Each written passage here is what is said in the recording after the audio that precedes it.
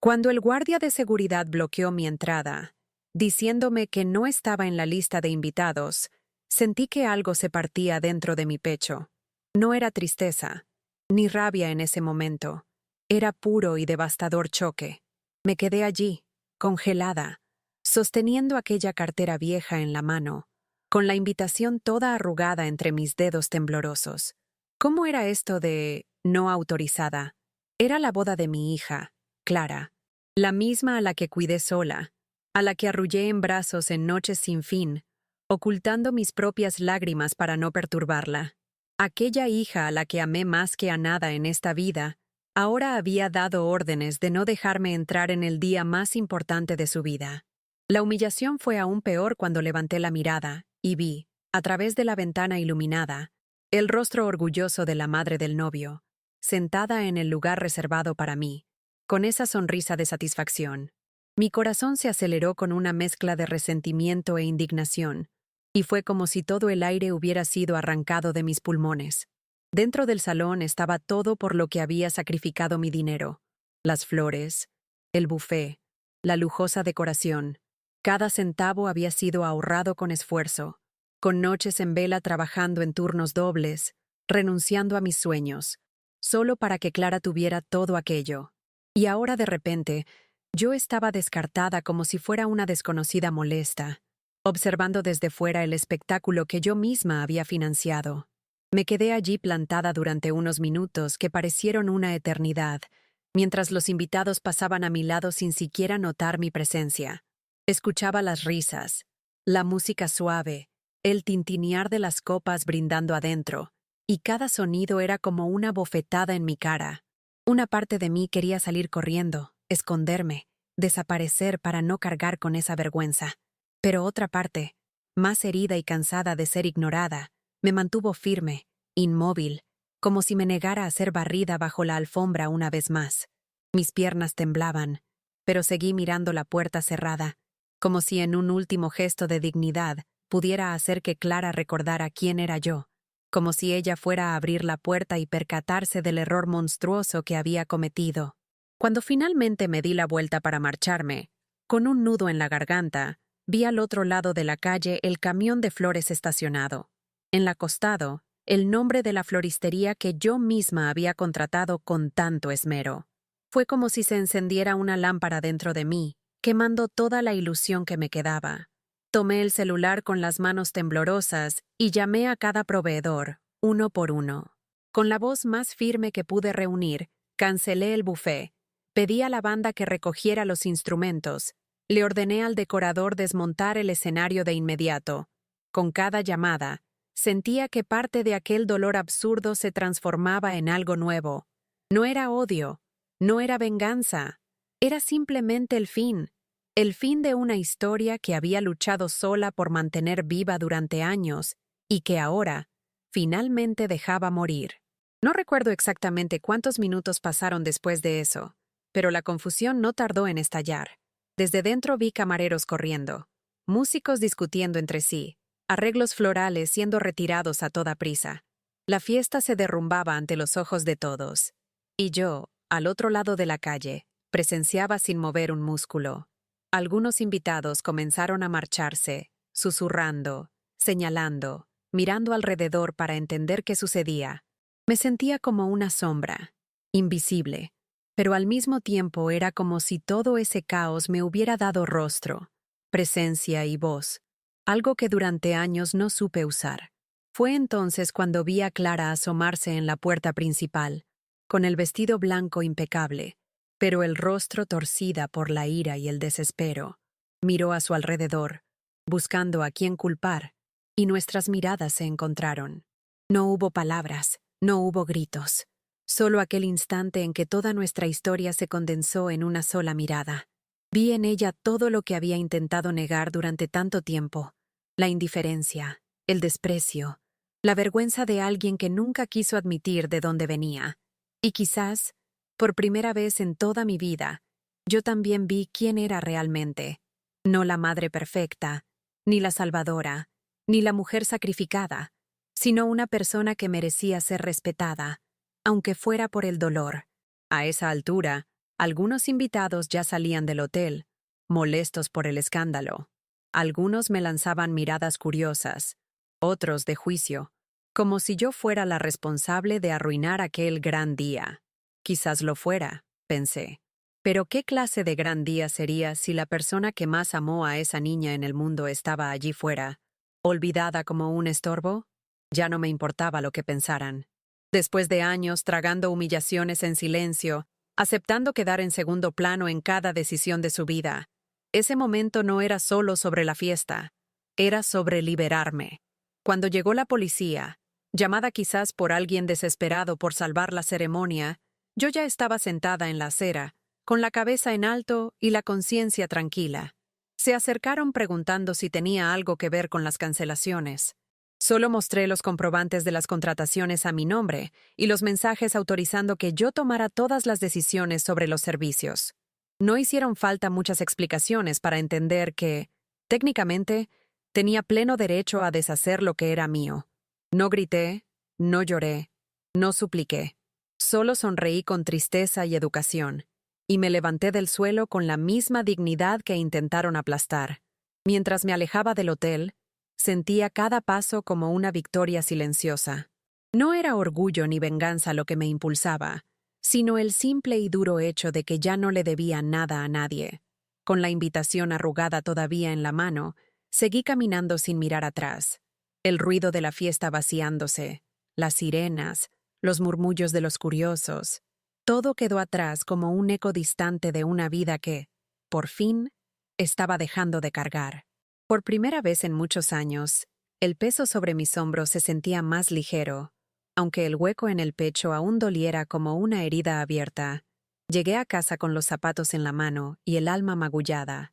Dejé la cartera en el sofá y me senté en la mesa de la cocina, donde la luz fría del techo parecía amplificar el silencio absurdo de ese momento. Encima de la mesa, casi como puesto a propósito, encontré un viejo sobre amarillento con mi nombre escrito a mano. Reconocí la letra de Eduardo al instante, el exmarido que desapareció de nuestras vidas sin dar explicaciones cuando Clara aún era pequeña. Mi corazón se aceleró entre el cansancio y la desconfianza.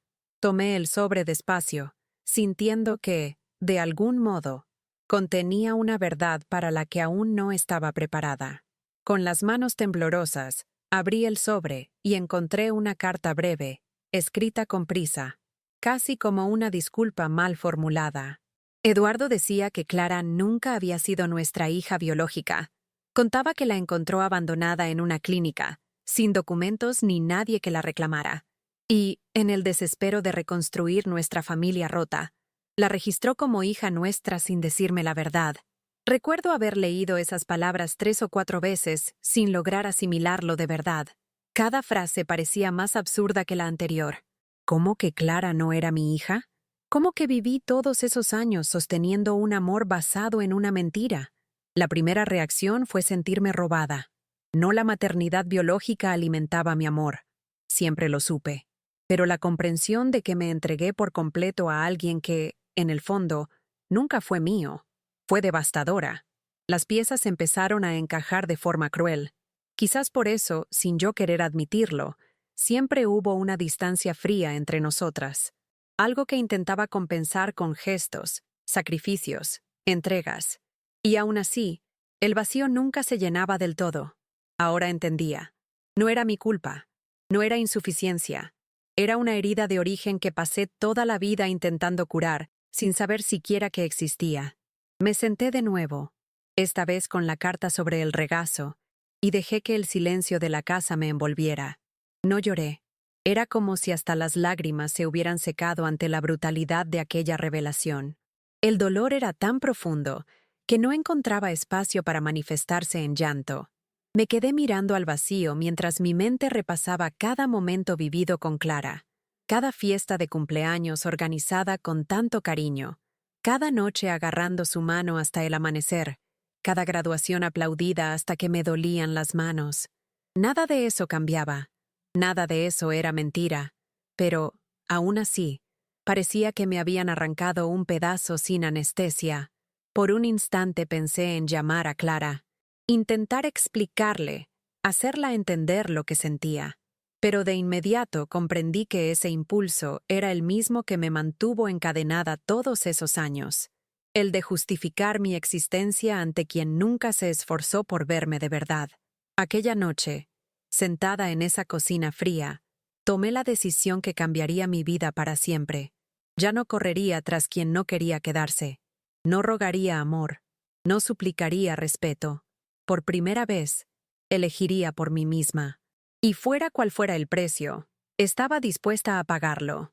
A la mañana siguiente desperté con el rostro hinchado y el cuerpo pesado, como si hubiera envejecido 10 años durante la noche.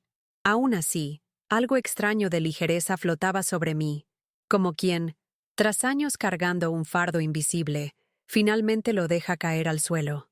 Me levanté, hice un café fuerte y me senté de nuevo a la mesa, ahora con un cuaderno en blanco frente a mí. Empecé a anotar nombres, de personas que, a lo largo de la vida, realmente estuvieron a mi lado. Pocos, es cierto, pero cada uno de ellos me dio más cariño y respeto que Clara jamás ofreció. Decidí organizar una cena íntima esa misma semana. Nada grandioso, nada caro, solo un encuentro para celebrar la vida que, a partir de ahora, elegiría vivir de manera diferente. Mientras escribía la lista, mi celular vibró. Era un mensaje de Eduardo, aquel que años atrás desapareció sin dejar rastro. Necesitamos hablar. Clara está destrozada. Llámame. Miré esa pantalla brillante y sentí una mezcla de pena y desprecio. De todos, él era el que menos derecho tenía a pedirme nada. Borré el mensaje sin responder. Ya había perdido demasiado tiempo tratando de coser lazos que nunca fueron verdaderos. Pasaron las horas y llegó otro mensaje, esta vez de la propia Clara. Un texto frío, impersonal, en el que decía que hubo un error de comunicación en la boda, que no fue nada personal y que esperaba que lo entendiera. Leí esas palabras duras y calculadas y sentí la herida palpitar con más fuerza. No había arrepentimiento en ellas. No había amor. Solo el fastidio de quien se da cuenta de que la máscara ha caído ante todos. Respiré hondo. Borré el mensaje.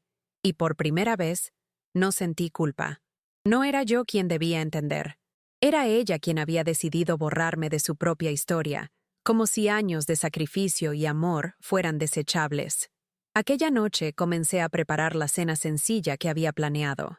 Puse un mantel que compré hace años y nunca usé. Saqué algunos platos bonitos. Seleccioné canciones que me recordaban quién fui antes de perder tanto de mí por los demás. Mientras removía la olla, sonreí por primera vez en mucho tiempo. Una sonrisa sincera, aún tímida, pero llena de vida. No se trataba de Clara ni de Eduardo. Se trataba de mí, de la mujer que sobrevivió, que cayó y se levantó sin público, sin aplausos, sin reconocimiento, pero que ahora, al fin, elegía mantenerse en pie por sí misma. Cuando llegaron los primeros amigos, sentí un nudo en el pecho, pero distinto de aquel dolor que me consumía la noche anterior. Era una emoción buena, de esas que uno casi olvida cuando pasa mucho tiempo intentando ser fuerte a toda costa. Cada rostro que cruzaba la puerta traía consigo un recuerdo de respeto y cariño genuino, de momentos en que fui vista y acogida sin tener que demostrar mi valor. Eran pocas personas, pero eran las adecuadas. Y en ese pequeño espacio lleno de conversaciones amenas y risas sinceras, comprendí que la verdadera familia es aquella que la vida nos permite elegir. Nos sentamos alrededor de la mesa improvisada, con platos sencillos y velas baratas que iluminaban el ambiente con ternura casi mágica. En un momento, alguien propuso un brindis, no por grandes logros, ni por victorias para las redes sociales, sino por la supervivencia, por la dignidad silenciosa de quien, aún roto, encuentra fuerzas para sonreír. Alcé mi copa con manos firmes, y por primera vez en muchos años, brindé por mí misma. No por lo que di a otros, ni por lo que soporté en silencio, sino por el hecho de seguir aquí, entera, pese a quienes intentaron quebrarme. Cuando todos se fueron, me quedé sola recogiendo las copas y los recuerdos de la noche.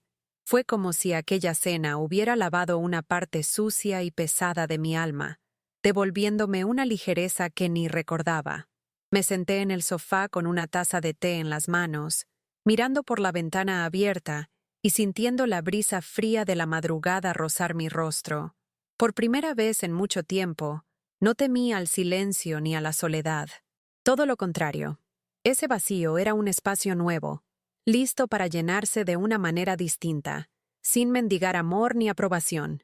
Mientras terminaba el té, mi celular vibró de nuevo. Era una notificación de redes sociales. Curiosa, la abrí y vi videos y fotos de la boda de Clara circulando por toda la ciudad. No eran imágenes de celebración, sino del caos, del desmantelamiento de la fiesta, de los invitados marchándose frustrados. La historia ya se había convertido en chisme público, con comentarios ácidos y juicios por doquier. Por un segundo pensé en sentir vergüenza, en querer ocultarme, pero no lo hice. En lugar de eso, apagué el celular y lo dejé a un lado. No era mi responsabilidad lo que los demás pensaran. Cada uno cosecha lo que siembra. Y, por primera vez, yo no cargaría más los frutos podridos que no eran míos. A la mañana siguiente desperté con una extraña paz interior. No era aún felicidad. Supe que esa tardaría en florecer, pero sí era un comienzo. Preparé mi café y, sin pensarlo, me senté frente a la computadora. Por impulso, abrí un documento en blanco y comencé a escribir. No sobre Clara ni Eduardo, sino sobre mí. Sobre la mujer que amó, sufrió, se sacrificó, y aún así, fue relegada. Escribí sin detenerme, como quien sangra palabras, como quien necesita registrar su historia para no olvidarla jamás. Así nació mi blog. Sencillo, sin pretensiones, pero lleno de verdad. Lo bauticé con un nombre que me pareció perfecto: Flores que nadie vio. Porque eso era lo que sentía, que todos los esfuerzos, los gestos pequeños, los amores silenciosos que cultivé toda la vida, habían sido invisibles para quien más importaba. Pero ahora tendrían un lugar propio, un espacio solo mío donde podría florecer a mi manera, sin pedir permiso. Cada entrada era un pedazo de mi renacimiento. No importaba si lo leían 10 o 10,000 personas. Era mío, y eso ya bastaba. En los días siguientes recibí mensajes de apoyo de personas que se sintieron identificadas. Algunas mujeres que apenas conocía mandaron recados diciendo que habían llorado al leer mis palabras. Eso me dio una fuerza distinta a la que uno finge tener para sobrevivir. Era una fuerza que venía de ser, finalmente, quien era, sin máscaras ni excusas. Por primera vez no tenía que encajar en el rol de madre perfecta, esposa dedicada, mujer invisible. Podía simplemente ser Sofía. Clara intentó llamarme 2 veces. No contesté, no por rencor, sino porque comprendí, con dolorosa claridad, que algunos puentes, una vez quemados, no pueden, y no deben, reconstruirse. El amor no se suplica, el respeto no se negocia. Y yo ya había aprendido que seguir adelante también es un acto de amor. Amor por mí misma. No habría más disculpas vacías ni reuniones forzadas. Solo un nuevo camino, en el que solo cabrían aquellos capaces de reconocer mi valor sin que yo demostrara nada. Poco después encontré una vieja maleta en el fondo del armario, la misma que usé hace años para llevar a Clara a la casa que conseguí tras el divorcio. Al verla pensé en cuánto tiempo dediqué a construir hogares para otros, olvidando construir uno para mí. Sin dudar, comencé a empacar. Ropa cómoda, un libro que siempre quise terminar, mi cuaderno de notas. Decidí hacer algo que nunca antes me había permitido: viajar sola. No para huir, sino para encontrarme.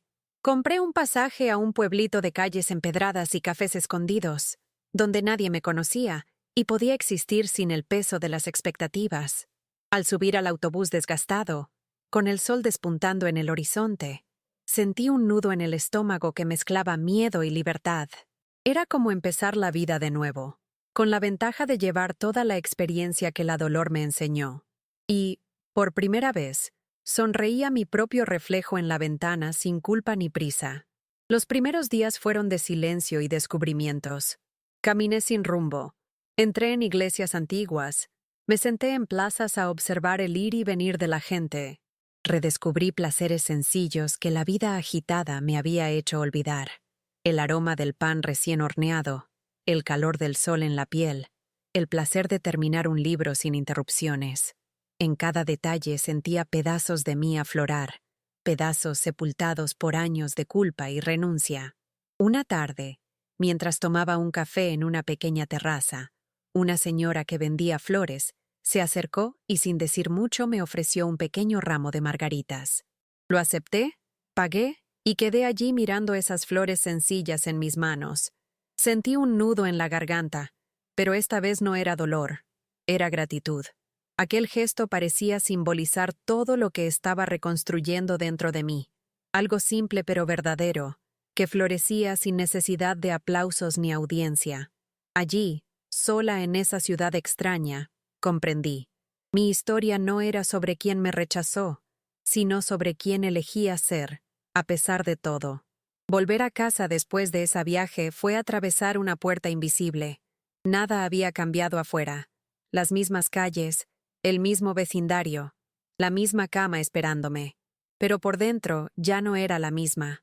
Llevaba conmigo una calma nueva y una valentía silenciosa que ya no necesitaba demostrarse. Era como si al dejar atrás todo lo que me hirió, hubiera abierto espacio para algo mejor, aunque aún no supiera qué. El primer domingo tras mi regreso, me senté en el patio con una taza de té y mi laptop. Decidí escribir otra entrada para el blog. No sobre dolor ni pérdidas, sino sobre nuevos comienzos. Hablé de la importancia de reconocer cuando hay que dejar de perseguir a quien no quiere quedarse, de que el amor no siempre basta para mantener a alguien a tu lado, y de que eso no resta valor a quien eres. Cada palabra era un ladrillo en la construcción de esa nueva casa que decidí levantar dentro de mí. Una casa sin paredes de ilusión, hecha de elecciones conscientes, no de expectativas frustradas. Semanas después, ordenando unas cajas viejas, hallé un álbum de fotos. Me senté en el suelo y comencé a hojearlo despacio. Allí estaban los recuerdos de la infancia de Clara, las fiestas en el patio, los viajes a la playa cuando podíamos juntar algo de dinero, las tarjetas del Día de la Madre con letras torcidas. Observé esas imágenes como quien ve una película de otra vida. No lloré, no sentí rabia, solo una extraña nostalgia de quien fui, de quien creía que el amor era suficiente para mantenerlo todo en pie. Cerré el álbum con cuidado y lo guardé de nuevo en la caja. No hacía falta rasgar nada, ni borrar el pasado. Había existido, había sido real de mi lado, aunque no del suyo. Y, de cierta forma, eso bastaba. La Sofía de hoy no negaba a la Sofía de ayer. Simplemente elegía seguir adelante, con la madurez de quien entiende que hay historias que terminan sin aplausos, sin reencuentros emocionados, sin finales felices. Y está bien. No todo final tiene que ser bonito para ser liberador. Una tarde cualquiera, mientras volvía de la feria con una bolsa de frutas, me encontré en la calle con la madre de una antigua amiga de Clara. Me reconoció, sonrió apenada y empezó a comentar, medio incómoda, sobre lo que había oído del matrimonio. Me quedé allí, parada en la acera, escuchando los rumores que se habían esparcido por la ciudad. Las versiones variaban. Para algunos, yo era la villana amargada que arruinó la fiesta. Para otros, la madre injusticiada que tuvo el coraje de levantarse. No corregí a nadie, ni me defendí. Solo sonreí con educación y seguí mi camino, con la certeza de que, por primera vez, mi paz valía más que la necesidad de ser comprendida. A cada paso, sentía el peso de la vieja Sofía quedándose atrás. Aquella mujer que se doblaba para agradar, que aceptaba migajas esperando gratitud, ya no existía. Ahora yo era otra, aún con cicatrices, aún con recuerdos difíciles, pero completa. Aprendí que la dignidad no depende de lo que digan de nosotros. Nace de lo que decidimos llevar y de lo que tenemos el valor de dejar atrás. Y ese día, dejé allí, en esa acera cualquiera del barrio, otro pedazo de una historia que ya no me servía. Pasaron meses, y mi blog, que empezó como un refugio íntimo, cobró vida propia. Historias de mujeres que, como yo, fueron invisibilizadas, abandonadas, traicionadas, comenzaron a llegarme.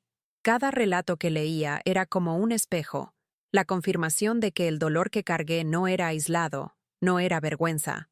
Era, desafortunadamente, parte de la vida de muchas. Encontré el coraje de abrir un pequeño grupo de encuentros semanales en la biblioteca de la ciudad, donde nos reuníamos para conversar, intercambiar experiencias, reír y, a veces, llorar juntas. Fue en ese espacio, rodeada de historias reales y corazones dispuestos a recomenzar, donde encontré algo que Clara nunca logró darme: pertenencia. Allí, nadie tenía que pedir perdón por existir, ni probar su valor a nadie. Allí, ser escuchada ya era suficiente. Cada encuentro era como plantar una semilla en un suelo que yo creía demasiado seco para germinar. Y, para mi sorpresa, florecían. Sin grandes gestos, sin promesas vacías. Solo por la fuerza silenciosa de quien sabe lo que cuesta seguir adelante. En una de esas tardes de encuentro, me quedé sentada sola después de que todas se fueron, mirando las sillas vacías y sintiendo una paz difícil de describir. Fue allí cuando comprendí. Lo que había construido era mucho más que cualquier fiesta lujosa o reconocimiento forzado. Era algo verdadero, hecho de raíces profundas y silenciosas. Cosas que no se ven en las fotos bonitas de las redes sociales, pero que sostienen el alma de quien casi se desmorona. Respiré hondo y dejé que el silencio de la sala me llenara. Sin prisa, sin miedo. Por primera vez, ese vacío no dolía. Era un espacio seguro, mío. Aquella noche, caminando de regreso a casa, me crucé con una madre y su hija pequeña, tomadas de la mano, riendo por alguna tontería. Sentí un leve apuñalamiento en el pecho, como la nostalgia de lo que creí que siempre tendría con Clara. Pero, en lugar de perderme en la tristeza, sonreí. Comprendí, en ese momento, que el amor que di nunca fue desperdiciado. Moldeó quien soy. Me enseñó a cuidar, a acoger, a resistir, aunque fuera ignorado, olvidado, descartado. Seguía siendo amor, y el amor verdadero nunca es en vano, ni siquiera cuando no regresa. Unos días después, mientras revisaba los textos antiguos del blog, recibí un mensaje inesperado. Era de Clara. Un texto breve, sin adornos, diciendo que quería verme, que necesitaba conversar. Miré esa notificación como quien enfrenta un camino dividido. Parte de mí, durante mucho tiempo, habría dejado todo y corrido a sus brazos, buscando migajas de afecto, pero la Sofía que existía ahora sabía que no todo pedido de reencuentro encierra arrepentimiento sincero. A veces, es solo culpa disfrazada de nostalgia. Respiré hondo, cerré el ordenador y decidí. No era momento de abrir heridas que tanto me costó coser. En los días siguientes, ella insistió. Mandó más mensajes, algunos con un tono más emocional, intentando despertar en mí a la vieja madre que todo perdonaba sin pensar dos veces. Pero yo sabía que ese impulso, el de intentar arreglar lo inquebrantable, era lo que me mantenía prisionera del pasado. Responder significaría volver a un ciclo del que me costó toda una vida salir. No se trataba de orgullo, era supervivencia emocional. Y por primera vez, elegí proteger mi corazón, aunque eso me hiciera parecer dura o fría ante quien nunca supo medir cuánto me di. Una tarde de sábado, me senté en el banco de la plaza donde solía llevar a Clara de niña. El mismo banco de madera gastada, los mismos árboles proyectando sombras perezosas sobre el pavimento. Cerré los ojos y dejé que los recuerdos vinieran. Sin miedo, sin resistencia. Veía a la niña de trenzas corriendo entre los árboles, riendo a carcajadas, libre de cualquier peso. Por un instante, el dolor amenazó con irrumpir, pero respiré hondo y lo dejé pasar. No se trataba de borrar lo bello. Se trataba de aceptar que no todo lo bello dura para siempre, y que eso también forma parte de la vida. Me levanté de ese banco con una extraña sensación de despedida, pero también de gratitud. La vida no me debía nada, y yo ya no le debía nada a nadie. Caminé de regreso a casa con pasos ligeros, sintiendo el viento despeinar mis cabellos plateados, como un suave recordatorio de que el tiempo pasa. Sí, pero también enseña. Enseña que podemos recomenzar todas las veces que sean necesarias. Enseña que ser olvidada por algunos es la oportunidad perfecta para redescubrirse a una misma. Y eso era precisamente lo que hacía, día tras día, sin prisa, sin culpa. Una mañana lluviosa, recibí por correo una carta de Eduardo. Al principio pensé en romperla sin leer, pero algo me impulsó a abrirla. Las palabras eran confusas, llenas de intentos de justificar lo injustificable, hablando de nostalgia, de arrepentimientos tardíos, de una familia que decía haber perdido. No sentí rabia, ni tristeza, solo una enorme distancia, como si esa historia, que un día también fue mía, ahora perteneciera a otra vida, a otra mujer. Una mujer a la que dejé atrás junto con tantas otras cosas que ya no me servían. Cerré la carta y la devolví al sobre con calma, sin rabia. Caminé hasta la cocina, abrí el cajón de la basura de reciclaje y con serenidad la deseché. No por desprecio, sino por respeto a mí misma. Sabía que allí ya no quedaba nada que valiera la pena rescatar. Aprendí, de la manera más dura, que no todo lo que se rompe puede o debe repararse. Algunas cosas simplemente hay que dejarlas ir, y en ese acto pequeño y silencioso, me di cuenta de que no era amargura lo que sentía, sino libertad. Una libertad nueva, limpia, conquistada con dolor, pero también con mucha valentía.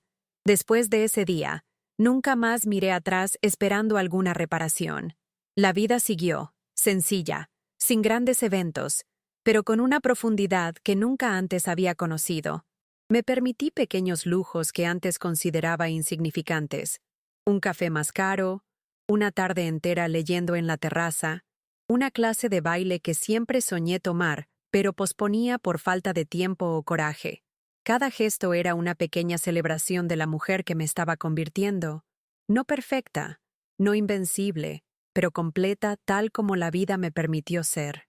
En una de esas tardes de baile, mientras intentaba, torpe, seguir el ritmo de la música, me sorprendí riendo de mí misma.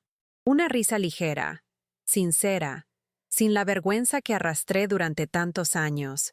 Allí, girando sin nadie que me juzgara, comprendí que la felicidad nunca dependió de quién se quedó o de quién me dejó. Era cuestión de mí, de permitirme existir plenamente, sin aferrarme a lo que pudo haber sido. Y en ese salón iluminado por la luz suave del atardecer, finalmente entendí que no necesitaba espectadores ni aprobación.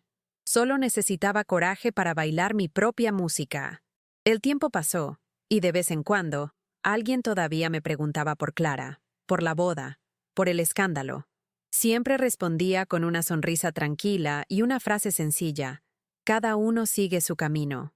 No había rencor en mi voz, ni resentimiento oculto.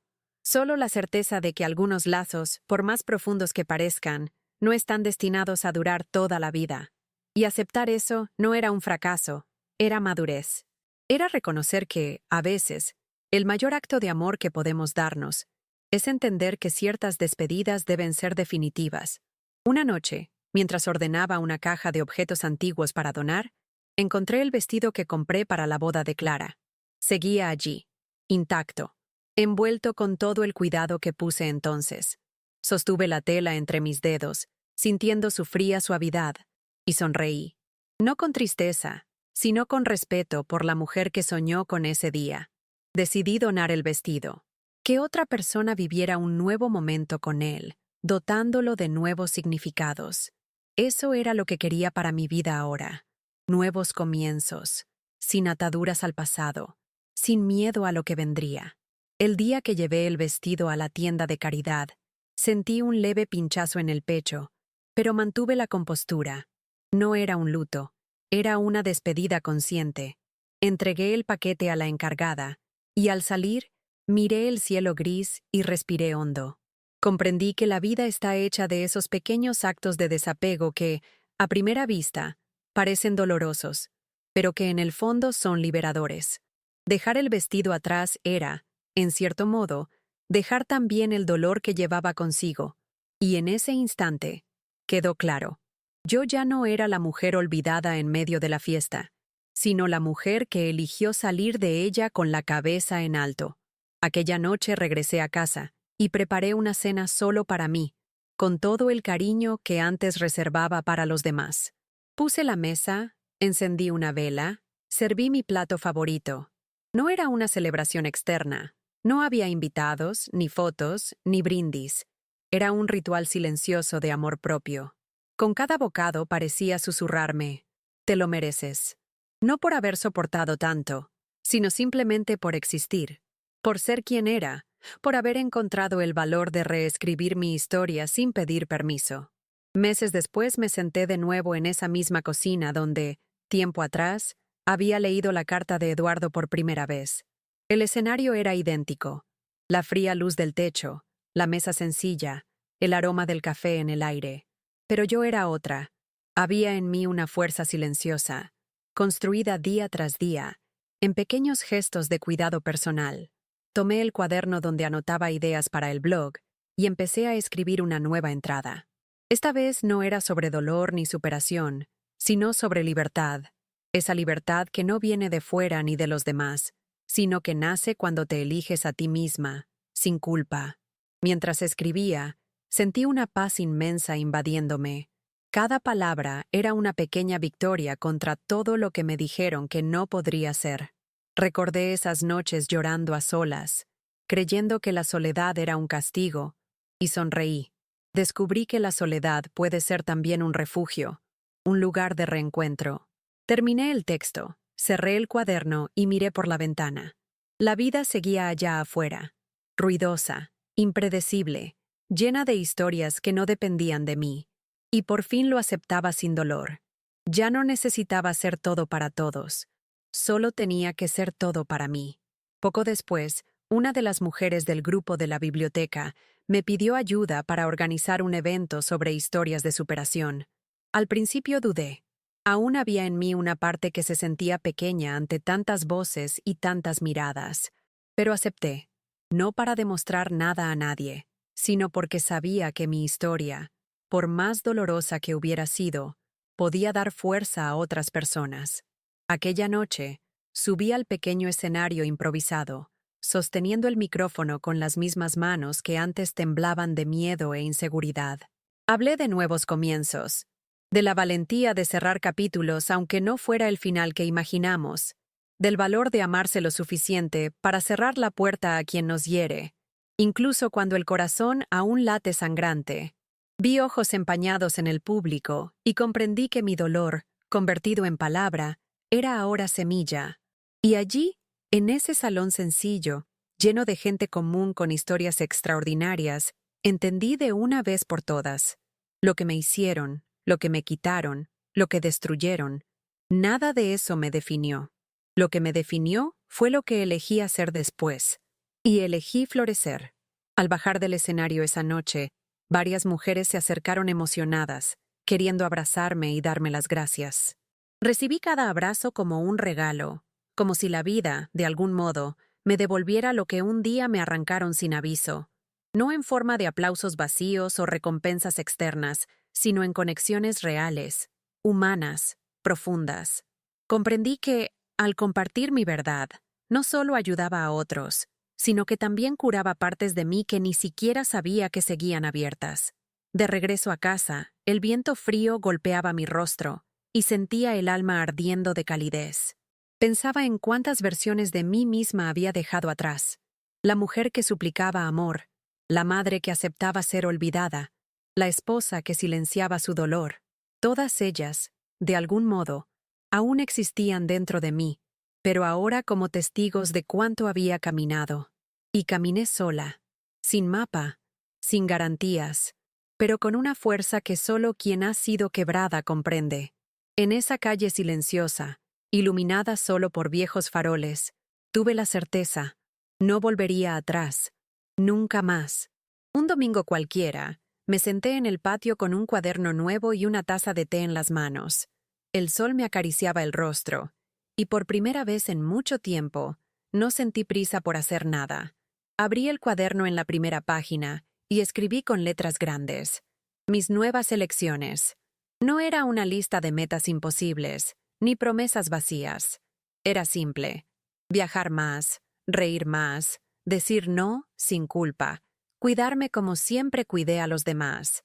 Cada palabra escrita era un pacto silencioso con la mujer en la que me estaba convirtiendo, sin miedo a parecer egoísta, sin vergüenza de existir plenamente. Mientras escribía, comprendí que la libertad que tanto anhelé jamás estuvo fuera, sino dentro de mí, asfixiada por años de culpa y de intentos infructuosos por agradar. Fui yo quien tuvo que liberarse de sí misma, de las versiones que creé para ser aceptada, de las máscaras que me puse para encajar en lugares que nunca fueron míos. Y en ese momento sencillo, sentada en mi propio patio, entendí de verdad. No soy lo que me hicieron, sino lo que elijo ser cada nuevo amanecer. Y ahora elijo ser completa. Elijo ser feliz. Elijo ser yo. Meses después, en una fría mañana de invierno, desperté con una notificación en el móvil. Un mensaje de Clara. No era una disculpa, ni un intento genuino de reconciliación. Era solo una foto de ella con su esposo en un lugar paradisíaco, acompañada de un escueto: «Espero que estés bien». Miré la pantalla. Sentí un vacío atravesar mi pecho, pero esta vez no se quedó. Solo respiré hondo. Borré el mensaje y seguí con mi día. No por desprecio, sino porque finalmente comprendí: no todo lo que duele merece un lugar eterno dentro de nosotros. Ese mismo día compré flores para mí. Entré en la floristería, elegí un ramo de girasoles y regresé a casa con una sonrisa discreta en los labios. Coloqué las flores en un jarrón en la cocina, el mismo espacio donde una vez lloré hasta perder el aliento. Fue como plantar una nueva historia en ese suelo, una historia solo mía, hecha de elecciones conscientes. Las flores se abrieron rápido, iluminando el ambiente con su color vivaz y terco. Y entendí: la vida a veces se marchita, a veces duele, pero también renace, siempre que tengamos el valor de regarnos de nuevo. A veces, en las noches más silenciosas, aún escucho dentro de mí los ecos de lo que fue. La risa de Clara niña, el sonido de puertas cerrándose, el vacío tras las rupturas. Pero ahora esos ecos ya no me atormentan. Son solo parte del camino que recorrí para llegar hasta aquí. No borro nada, no reniego de nada. Cada dolor, cada abandono, cada humillación, todos me enseñaron a construir muros más fuertes y, sobre todo, ventanas más amplias para dejar entrar la luz. Caminar sola dejó de ser una carga y se convirtió en una elección. No porque no necesite de nadie, sino porque aprendí la diferencia entre necesitar y depender. Hoy recibo con cariño a quien llega, pero no imploro a nadie que se quede. Acepto el afecto, pero no mendigo amor. Aprendí que estar completa es lo que me permite amar sin miedo. Y sobre todo, partir cuando el amor hiere más que cura. Esa es la mayor libertad que conquisté, la de no abandonarme jamás. Otro día, mientras paseaba por la feria del pueblo, una joven me detuvo. Dijo que leía mi blog, que mis palabras la ayudaron en un momento en que pensó que no podría levantarse. Me quedé sin saber qué decir. Solo sonreí y la abracé, sintiendo una emoción genuina recorrer mi pecho. Era extraño pensar que de mi dolor había nacido algo que tocaba otras vidas, que lo que casi me destruyó se transformó en fuerza para quien ni siquiera conocía. La vida, en efecto, tiene maneras misteriosas de devolver sentido a las cicatrices que cargamos. Volví a casa con un sentimiento cálido en el pecho, de esos que reconfortan el alma en un día frío. Me senté en la terraza, puse la radio para escuchar una canción antigua y cerré los ojos. Sentí el aroma del café desde la cocina, el viento jugando con las cortinas y pensé: esto es. La vida real está hecha de esos pequeños momentos de paz que aprendemos a crear después de habernos perdido tanto. No se trata de grandes conquistas ni historias perfectas, sino de nuevos comienzos silenciosos, de dignidad restaurada, de amor propio sin alarde. Y eso era exactamente lo que había encontrado. Hoy, cuando miro atrás, ya no siento aquel dolor que parecía imposible de soportar. Siento orgullo. Orgullo de quien enfrentó el abandono, la humillación, el desprecio, y aún así decidió no amargarse. Orgullo de haber dejado atrás no solo a quienes me hirieron, sino también a la versión de mí que aceptaba tan poco. La mujer que hoy habita mi cuerpo está hecha de cada lágrima tragada, de cada no que aprendí a decir, de cada límite que finalmente supe imponer. Y si la vida aún me trae nuevas heridas, porque siempre lo hace, Sé que también traerá en mí la fuerza para superarlas. Termino este relato no buscando comprensión ni lástima, sino ofreciendo testimonio. Es posible renacer de nuestras propias cenizas. No es fácil, no es rápido, pero es posible.